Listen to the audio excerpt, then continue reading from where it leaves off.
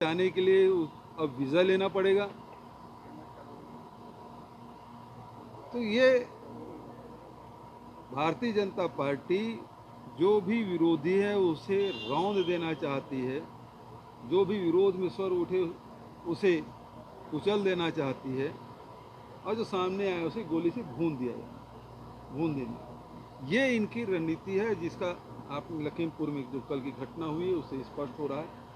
और जिस प्रकार से खट्टर जी का जो बयान आया है उससे स्पष्ट हो जाता है कि वो उनकी मानसिकता क्या है। वो सबको समाप्त कर देना चाहते हैं, विरोध का स्वर होना ही नहीं चाहिए। ये निरंकुशता की निशानी है, ये तानाशाही रवैया है।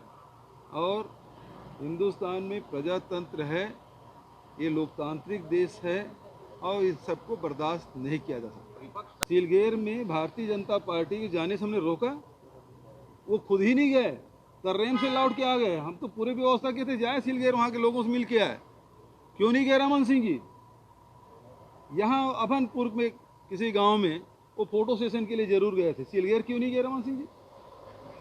नंद कुमार साय जी जरूर गए थे, कुछ और उनके दल के लोग गए थे, लेकिन वो तर्रेम से लौट के आ गए।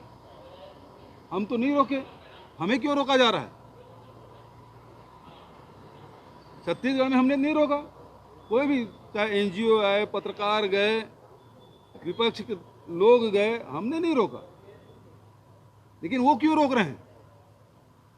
हम क्यों पीड़ितों से नहीं मिल सकते? उन परिवार को से क्यों नहीं मिल सकते? उस घटनाक्रम की जानकारी क्यों नहीं ले सकते? देखिए, जिस प्रकार से प्रियंका जी के साथ कल घटना घटी वो बेहद ही निंदनीय है।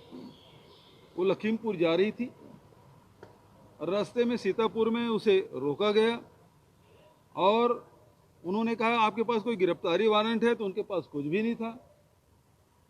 वहाँ की पुलिस गुंडागर्दी उनके साथ कर रहे थे, उनके साथ धक्का मुक्की किए और उसे जबरदस्ती रोका गया। और भी विपक्षी दल के लोगों को वहाँ उनके घरों में ही नज़रबंद करके रखे हैं। क्या प्रजातंत्र नहीं है जो लोगों से मिल सके? यही तो, यदि घटना घटती है तो विपक्ष के लोग जाते ही हैं, सत्ता दल के लोग भी जाएं, कोई दिक्कत नहीं है। हम तो सीलगेर में हमारे सत्ता दल के जो विधायक हैं, हमारे सांसद हैं, सबको भेजा, उनसे बात कराएं, उनसे बुलाकर हमने यहाँ बात की। तो आप बातचीत का रास्ता ही बंद कर देना चाहते हैं। किसी का आंसू पोंछना गुनाह हो गया हिंदुस्तान में? आप एयरपोर्ट में किसी को उतरने नहीं दे रहे हैं। बात है कि जिस प्रकार से उत्तर प्रदेश में हो रहा है, योगी आदित्यनाथ की पूरी सरकार को बर्खास्त कर देना चाहिए। और उसको तो जिस प्रकार से अपने बेटे के बचाव में जो बयान दे रहे हैं और वहाँ उनके लड़के के खिलाफ FIR दर्ज हो रहा है, ये विरोधाभास है। एक मंत्री है, वो अपने बेटे के बचाव कर रहे हैं अपने खुद के क्षेत्र, निर्वाचन क्षेत्र में। इसे क्या दुर्भाग्य, उसे तो तत्काल बर्खास्त करना चाहिए।